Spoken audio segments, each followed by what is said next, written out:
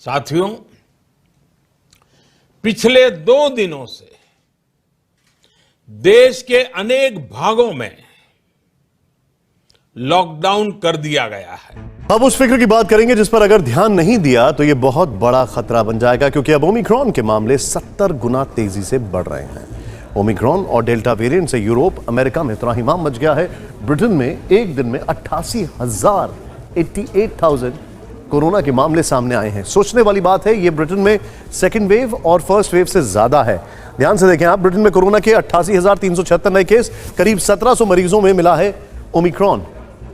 America की अगर बात की जाए तो पिछले 24 घंटे में 1,46,000 केस सामने आए हैं। अमेरिका में 36 राज्यों में ओमिक्रॉन की पुष्टि हो चुकी है, जबकि 21 दिन के अंदर दुनिया के 91 देशों में कोरोना का नया ओमिक्रॉन वेरिएंट फैल चुका है।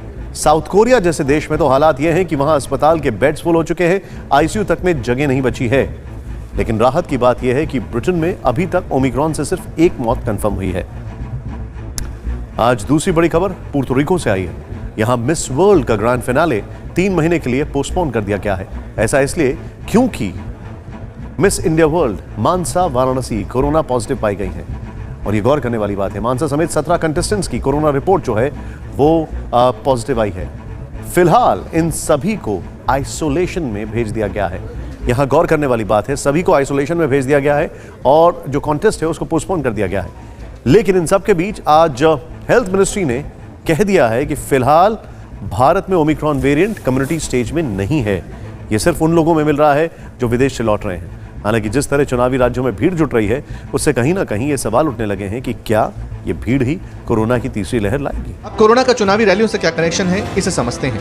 आपको याद होगा, देश में इसी साल की शुरुआत में 5 राज्यों के चुनाव हुए थे। नेताओं की रैली में खूब भीड़ आती थी और फिर अचानक कोरोना विस्फोट हुआ। इसे ऐसे समझिए कि पश्चिम बंगाल, असम, केरल, तमिलनाडु और पुडुचेरी के लिए चुनाव की तारीख घोषित होते वक्त यानी 2 फरवरी को कोरोना के मामले देश में 11,039 थे, जबकि नतीजों के बाद यानी 6 मई को यह आंकड़ा 4,14,000 पहुंच गया। तमाम डॉक्टर्स और हेल्थ ऑफिशियल्स कह रहे हैं कि भले ही कोरोना का नाम कई बार सुन चुके हों, कोरोना फैटिग हो चुके हों, लेकिन अभी भी वैक्सीन के साथ सावधानी ही बचाव है। कोशिश करिए कि भीड़ से जितना हो दूरी बनाए रखिए। अब सभी से एक छोटा सा सवाल है, पहली वेव या दूसरी वेव के पहले किसी भी ऑफिशियल ने कहा था यह खतरनाक वेव आने वाली है? किसी भी ऑफिशियल ने यह कहा था कि यह कम्युनिटी स्प्रेड हो सकता है? हर कोई अंडर प्ले कर रहा था जिससे लोगों में पैनिक ना पहुंचे, लेकिन उनका अपना काम चलता रहे। सोचिए, समझिए, ध्यान दीजिए और खुद एहतियात बरतिए।